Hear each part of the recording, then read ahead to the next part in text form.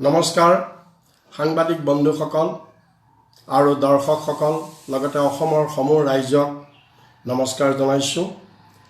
আমি অসম প্ৰদেশ কংগ্ৰেছ কমিটিৰ তৰফৰ পৰা অসমৰ মাননীয় মুখ্যমন্ত্ৰী মহোদয়লৈ আজি 15 দফী পত্ৰ আমি প্ৰেৰণ কৰিছোঁ আৰু যোৱা 6 এপ্ৰিল তাৰিখে আমাৰ অসম প্ৰদেশ কংগ্ৰেছ কমিটিৰ সভাপতিকে ধৰি আমাৰ সকলো শীৰ্ষ নেতা হৰিশ ৰাৱত ডাঙৰীয়া, তৰুণ গগৈ ডাঙৰীয়া, দেৱব্ৰত শইকীয়া, ৰকিবুল হুছেইনকে ধৰি সকলো শীৰ্ষ নেতা আৰু 33খন জিলা কংগ্ৰেছৰ সভাপতিসকলৰ লগত প্ৰায় 5.5 ঘণ্টা জোৰা যি ভিডিঅ' কনফাৰেন্স আমাৰ হৈছিল আৰু সেই ভিডিঅ' কনফাৰেন্সত যিবিলাক বিষয় উত্থাপন হৈছিল আৰু সেই বিষয়বিলাকৰ ওপৰত আমি আজি অসমৰ মুখ্যমন্ত্ৰীলৈ স্মাৰক পত্ৰ প্ৰদান কৰিছোঁ।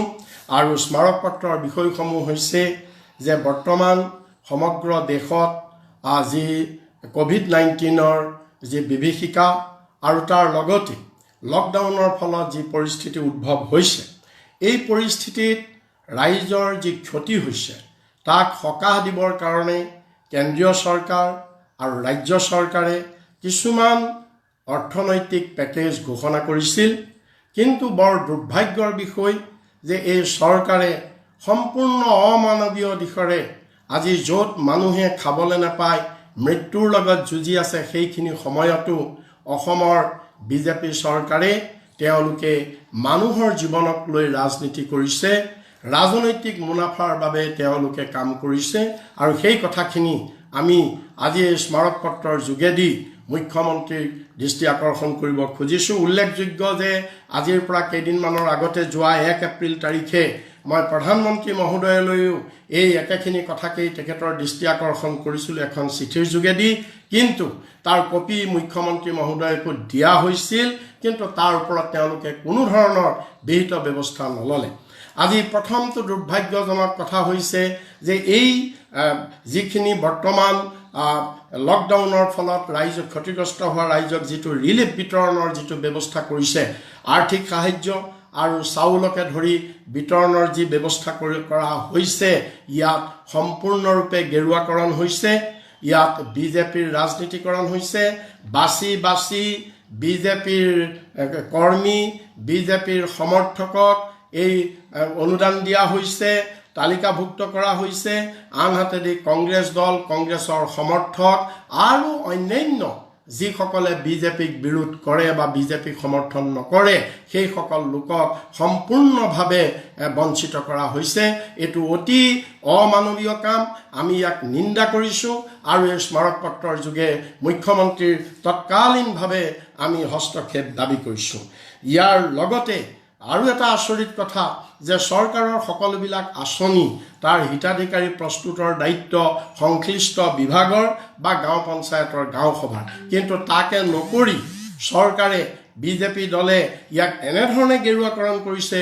ইয়াত যিসকল হিতাধিকাৰী নিৰ্বাচন কৰিবলৈ ওলাইছে, ইতিমধ্যে কিছু লোকে পাইছে, ইয়াতো এই তালিকা বিজেপিৰ নেতা পালি নেতাবিলাকে তৈয়াৰ কৰিছে, সম্পূৰ্ণ নীতি বহিৰ্ভূতভাৱে তেওঁলোকে তৈয়াৰ কৰিছে আৰু তেওঁলোকে সংবিধান উলংঘা কৰিছে। ইয়াৰ উপৰিও এইটোৰ ওপৰতো আমি মুখ্যমন্ত্ৰীৰ দৃষ্টি আকৰ্ষণ কৰিছোঁ। তৃতীয়টো সমস্যা হৈছে যে এতিয়াও যে নিৰ্মলা সীতাৰমণ বিত্তমন্ত্ৰী ডাঙৰীয়ানীয়ে তেখেতৰ ইকনমিক পেকেজত ঘোষণা কৰিছিল যে আমি এনেকৈ ইকনমিক পেকেজ ঘোষণা কৰিছোঁ যে কোনো মানুহ ভাৰতবৰ্ষত ভোকত থাকিব নালাগে, কিন্তু তেওঁৰ সেই ঘোষণা ফুটুকাৰ ফেন হ'ল। আজি লকডাউনৰ আজি এই কেইদিনৰ পিছত আৰু কেইদিনমান মাত্ৰ বাকী আছে 21 দিন সম্পূৰ্ণ হ'বলৈ। বহুত মানুহ ভোকাতুৰ হৈ আছে, বহুত মানুহে খাবলৈ পোৱা নাই। আনকি অসমত শেহতীয়াভাৱে গোৱালপাৰা জিলাৰ আগিয়াত গোলাপ বৰ্মন নামৰ এজন লোকে খাবলৈ নাপায় আত্মহত্যা কৰিছে। সেই কথা ইতিমধ্যে সমগ্ৰ দেশৰ সংবাদ মাধ্যমত প্ৰচাৰ হৈছে আৰু আজি দুদিনৰ আগত কেইবাখনো ঠাইত ৰাইজ ভোকাতুৰ ৰাইজ খাবলৈ নাপায়, একো আঁচনি নাপায়, তেওঁলোকে ৰাজপথলৈ ওলাই আহি প্ৰতিবাদ কৰিব লগা হৈছে। আমি মুখ্যমন্ত্ৰীৰ এই বিষয়টো আমি দৃষ্টি আকৰ্ষণ কৰিব খুজিছোঁ। আৰু আটাইতকৈ দুৰ্ভাগ্যজনক কথা যে এই যিটো নেশ্যনেল ফুড ছিকিউৰিটি এক্ট খাদ্য সুৰক্ষা আইনৰ অধীনত যি চাউল বিতৰণ 5 কেজিকে প্ৰতি পৰিয়ালৰ প্ৰতিজন সদস্য এমাহত পাব লাগে, এইখন হৈছে এখন ৰাষ্ট্ৰীয় আঁচনি আৰু এইখন প্ৰতি মাহে এই আঁচনিৰ যোগেদি ৰাইজে চাউল পোৱাটো নিয়মিত বাধ্যতামূলক। লকডাউনৰ লগত বা কৰোনা ভাইৰাছৰ লগত ইয়াৰ কোনো সম্পৰ্ক নাইকিয়া। কিন্তু দুখৰ বিষয় যে আজি এই বিজেপি চৰকাৰে নিজৰ ব্যৰ্থতা ঢাকিবৰ বাবে তেওঁলোকে এই খাদ্য সুৰক্ষাৰ যি চাউল ইতিমধ্যে বিতৰণ কৰিছে, সেই চাউলকে তেওঁলোকে লকডাউনৰ ক্ষতিপূৰণ হিচাপে ৰাইজক দিয়া বুলি তেওঁলোকে আভুৱা ভাৰিছে, তেওঁলোকে মিছা কথা কৈছে। আৰু আনহাতেদি মাৰ্চ মাহ আৰু এপ্ৰিল মাহৰ খাদ্য সুৰক্ষাৰ চাউল এতিয়াও ৰাজ্যখনৰ সকলো ঠাইতে বিতৰণ সম্পূৰ্ণ কৰিব পৰা নাই, যাৰ ফলত ৰাইজে সাংঘাতিক ধৰণৰ খাদ্য সংকটত ৰাইজ ভুগিছে।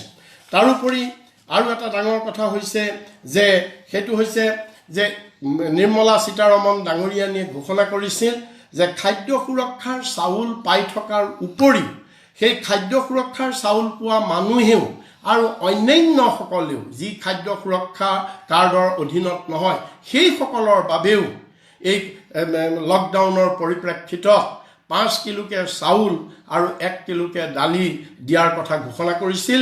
কিন্তু অসমত বিজেপি চৰকাৰে আজি পৰ্যন্ত এই 5 কিলো চাউল আৰু দালিও তেওঁলোকে দিয়া নাইকিয়া। ইয়াৰোপৰি আৰু এটা অতি লজ্জাজনক কথা সেইটো হৈছে কি যে এই ৰাজহুৱা বিতৰণ ব্যৱস্থাৰ যোগেদি মাহেকত যিখিনি চাউল সমবায়বিলাকৰ যোগেদি ৰাইজৰ বাবে আহে, এতিয়া বহু ঠাই বিজেপিৰ মন্ত্ৰী বিজেপিৰ MLA নিজৰ তেওঁলোকৰ অফিচিয়েল পাৱাৰ মিছ ইউজ কৰি সমবায়বিলাকক ভয় ভাবুকি দেখুৱাই একাংশ ৰাজহুৱা বিতৰণ ব্যৱস্থাৰ চাউল তেওঁলোকে কাটি লৈ গৈছে আৰু কাটি নি সেই চাউল তেওঁলোকে নিজৰ নিজৰ সমষ্টিত ৰাইজক বিতৰণ কৰি মাছৰ তেলেৰে মাছ ভাজি ৰাইজক ক'ব বিচাৰিছে যে এই চাউল তেওঁলোকে নিজৰ ফালৰ পৰা ৰাইজক দিছে বুলি। ইয়াতকৈ লজ্জাজনক আৰু ধিক্কাৰ দিবলগীয়া কথা নাইকিয়া যে য'ত মানুহ মৰি আছে, য'ত আজি মূল সমস্যা হৈছে মানুহক আমি কেনেকৈ ৰক্ষা কৰিব লাগে, এইখিনি সময়ত বিজেপি দলে সম্পূৰ্ণ মানৱীয়তা পাহৰি তেওঁলোকে কেৱল ক্ষুদ্ৰ ৰাজনৈতিক মুনাফা লাভৰ বাবে তেওঁলোক উঠি পৰি লাগিছে। এইটো অতি নিন্দনীয় কথা। আমি মুখ্যমন্ত্ৰীৰ এই বিষয়টো আমি দৃষ্টি আকৰ্ষণ কৰিছোঁ। ইয়াৰোপৰি 1000কৈ টকা কিছু লোকক যিসকল খাদ্য সুৰক্ষা চাউলৰ কাৰ্ডৰ অন্তৰ্গত নহয় বা অন্যান্য আঁচনিত নাই, তেওঁলোকক 1000কে টকা দিয়াৰ কাৰণে যিটো ঘোষণা কৰা হৈছিল সেই টকা ইতিমধ্যে কিছু ঠাইত দিছে। কিন্তু দিছে যদিও সেই টকা চৰকাৰে সেইটো মাছৰ তেলেৰে মাছ ভাজিছে। জিলা পৰিষদবিলাকৰ যি কণ্টিনজেঞ্চি একাউণ্ট আছে 5% কণ্টিনজেঞ্চিৰ বাবে থাকে, তাৰ পৰাই সেই পইচা কাটি তেওঁলোকে 1000 টকাকৈ কিছু লোকক দিছে। প্ৰতি পঞ্চায়তত 1000 লোকক বা ৱাৰ্ডে প্ৰতি 100 লোকক তেওঁলোকে দিয়াৰ ব্যৱস্থা কৰিছে। কিন্তু ইয়াতো সাংঘাতিক দুৰ্নীতি হৈছে। যোৱা কেইদিন বিভিন্ন সামাজিক মাধ্যমত কেনেকুৱাকৈ এই টকা বিতৰণত ব্যাপক খেলি মেলি হৈছে, কেনেকুৱাকৈ উৎকোচ দাবী কৰিছে, সমস্ত কথা সবিস্তাৰে সামাজিক মাধ্যমত প্ৰচাৰ পাইছে। আমি এই কথাৰো আমি মুখ্যমন্ত্ৰীৰ দৃষ্টি আকৰ্ষণ কৰিছোঁ। আৰু এটা আটাইতকৈ গুৰুত্বপূৰ্ণ কথা আমি আৰম্ভণিৰ পৰা কংগ্ৰেছ দলে এই কথাটো আমি কৈ আহিছোঁ, সৰ্বভাৰতীয় পৰ্যায়ত আৰু অসমৰ পৰ্যায়ত আমি কৈ আহিছোঁ। সেইটো কথা হৈছে কি যে এই আমাৰ যিসকল অকল খাদ্য সুৰক্ষাৰ ৰেচন কাৰ্ড পোৱা মানুহেই নহয়, ইয়াৰ বাহিৰতো আমাৰ বহুত মানুহ ৰৈ গৈছে।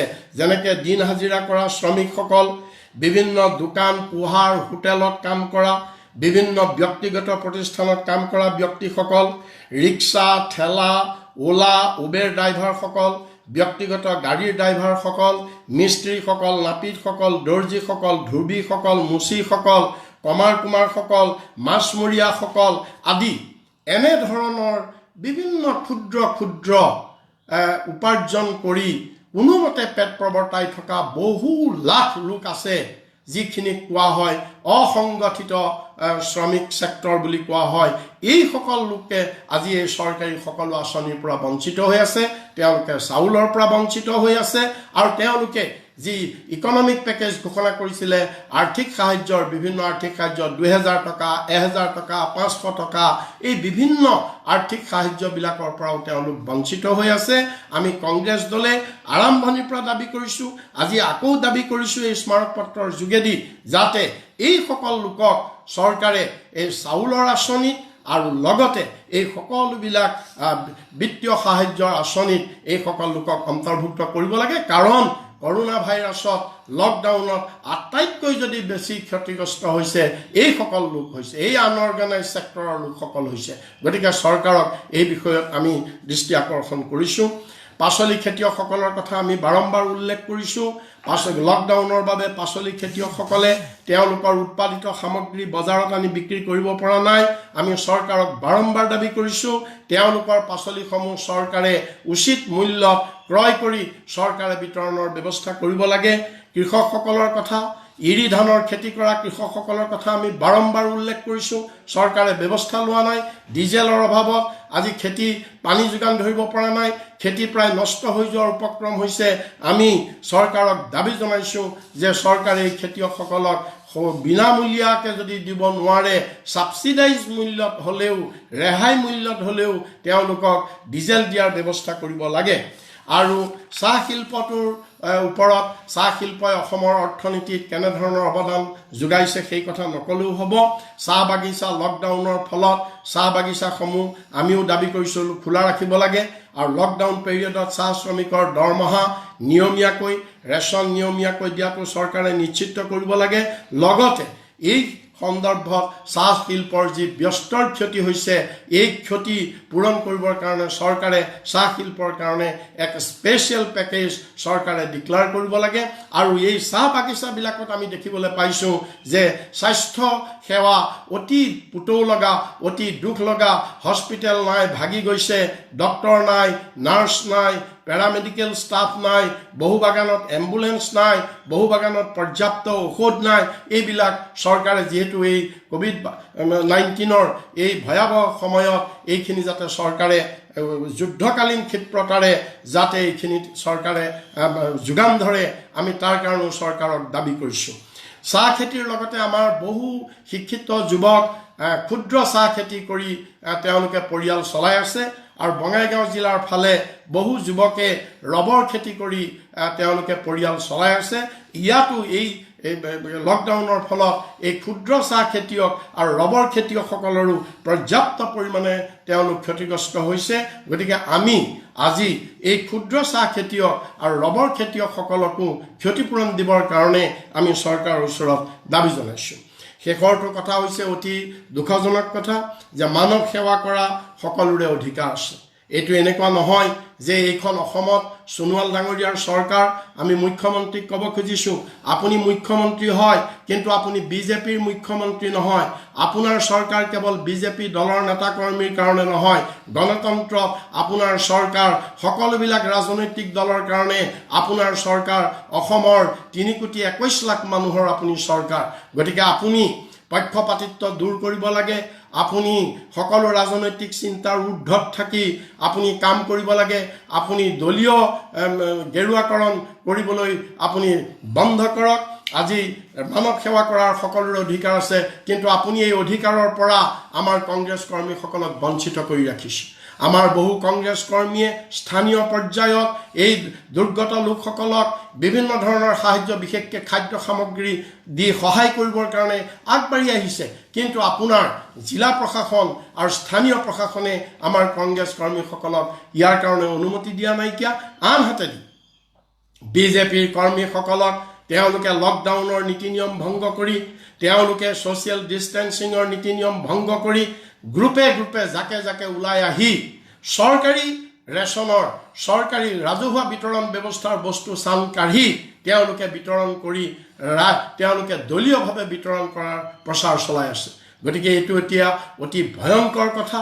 আমি মুখ্যমন্ত্ৰী মহোদয়ক আমি অনুৰোধ কৰিছোঁ যে সমাজ সেৱা কৰাত আপুনি এক শ্ৰেণী মানুহক লাইচেন্স দিব আৰু এক শ্ৰেণী কেৱল কংগ্ৰেছ হোৱাৰ কাৰণেই তেওঁলোক কি কংগ্ৰেছ কৰ্মীসকল সমাজ সেৱা কৰিব তেওঁলোকে নোৱাৰে নেকি? সংবিধানত এইটো কথা লিখা আছে নেকি? তেওঁলোকক আপোনাৰ প্ৰশাসনে বঞ্চিত কৰিছে। আমি সেইকাৰণে আজি দাবী জনাইছোঁ আকৌ যে আপুনি সকলোৰে প্ৰতি সমদৃষ্টি আনিব লাগে। আপুনি কংগ্ৰেছ কৰ্মীসকলকো জিলা ভিত্তিত সমষ্টি ভিত্তিত যিসকলে এই দুৰ্গত ৰাইজক সহায় কৰিবলৈ আগবাঢ়ি আহিছে তেওঁলোকক অনুমতি প্ৰদান কৰিব লাগে আৰু নীতি নিয়মৰ মাজত ছ'চিয়েল ডিষ্টেন্সিং লকডাউনৰ নীতি নিয়মৰ মাজত তেওঁলোকক অনুমতি প্ৰদান কৰিব লাগে। আমি শেষত এইটোৱেই মুখ্যমন্ত্ৰীক আমি জনাব খুজিছোঁ যে মুখ্যমন্ত্ৰী ডাঙৰীয়া, যে যি ধৰণে আমি বাৰম্বাৰ কংগ্ৰেছ দলে কৈছোঁ যে আমি ৰাজনৈতিক চিন্তাৰ ঊৰ্ধত থাকি দেশৰ এই সংকট কালত, মানৱ জাতিৰ এই সংকট কালত আমি কংগ্ৰেছ দলে আমি ৰাজনৈতিক চিন্তাৰ ঊৰ্ধত থাকি আমি সকলো প্ৰকাৰে আপোনাৰ চৰকাৰক আমি সমৰ্থন কৰিছোঁ, সহযোগ কৰিছোঁ আৰু এই কৰোনা ভাইৰাছৰ যুঁজত আমি অনাগত দিনতো আপোনাৰ চৰকাৰক আমি সকলো প্ৰকাৰে সহযোগ কৰি যাম। কিন্তু সেইটো আমাৰ কংগ্ৰেছ দলৰ দুৰ্বলতা বুলি আপুনি ভাবিব নালাগে। আপুনি সকলোৰে বাবে ন্যায় আপুনি সাব্যস্ত কৰিব লাগে, সকলোৰে প্ৰতি সমদৃষ্টি ৰাখিব লাগে আৰু এই যে অৰ্থনৈতিক যি সংকট আহিছে, এই অৰ্থনৈতিক সংকট যদি আপুনি মোকাবিলা কৰিব নোৱাৰে আৰু এই যদি সকলোবিলাক দুৰ্গত ৰাইজক যদি আপুনি পক্ষপাতিত্বমূলকভাৱে যদি আপোনাৰ দলৰ কৰ্মীয়ে যদি সাহায্য বিতৰণ কৰে, তেতিয়াহ'লে তাৰ এটা ডাঙৰ ভয়ংকৰ বিদ্ৰোহ কিন্তু অসমত হ'ব। লকডাউনৰ পিছত ভয়ংকৰ বিদ্ৰোহ হ'ব, কৃষকসকলৰ বিদ্ৰোহ হ'ব, শ্ৰমিকৰ বিদ্ৰোহ হ'ব, সকলো শ্ৰেণীৰ ৰাইজৰ বিদ্ৰোহ হ'ব। কিন্তু তেতিয়া কিন্তু আপুনি সেই বিদ্ৰোহ দমন কৰিব নোৱাৰিব। সেইকাৰণে আমি সময় থাকোঁতে আপোনাক সম্পূৰ্ণ নিৰপেক্ষভাৱে সংবিধানৰ প্ৰতি, গণতান্ত্ৰিক প্ৰামূল্যৰ প্ৰতি সন্মান জনাই আপোনাক আমি আগবাঢ়িবলৈ কাম কৰিবলৈ আমি আপোনাক আকৌ এবাৰ অনুৰোধ জনাইছোঁ আৰু আকৌ এবাৰ আমি কংগ্ৰেছ দলে আমাৰ সমৰ্থন এই কৰোনা ভাইৰাছৰ বিৰুদ্ধে যি যুঁজ কৰিছে, এই যুঁজত আমি সকলো প্ৰকাৰে কংগ্ৰেছ দল চৰকাৰক সহযোগ কৰিবলৈ আমি প্ৰস্তুত আছোঁ, সহযোগ কৰি আহিছোঁ আৰু অনাগত দিনতো সহযোগ কৰি যাম। আমি আশা কৰিছোঁ মুখ্যমন্ত্ৰী মহোদয়, আপুনি আমাৰ এই স্মাৰক পত্ৰৰ ওপৰত আপুনি তৎকালীনভাৱে আপুনি ব্যৱস্থা ল'ব আৰু সকলোৰে প্ৰতি ন্যায় আপুনি প্ৰদান কৰিব। এইখিনিকে কৈ আমি আজি এই সংবাদমেল সামৰণি মাৰিছোঁ। ধন্যবাদ। জয় হিন্দ, জয় আই অসম।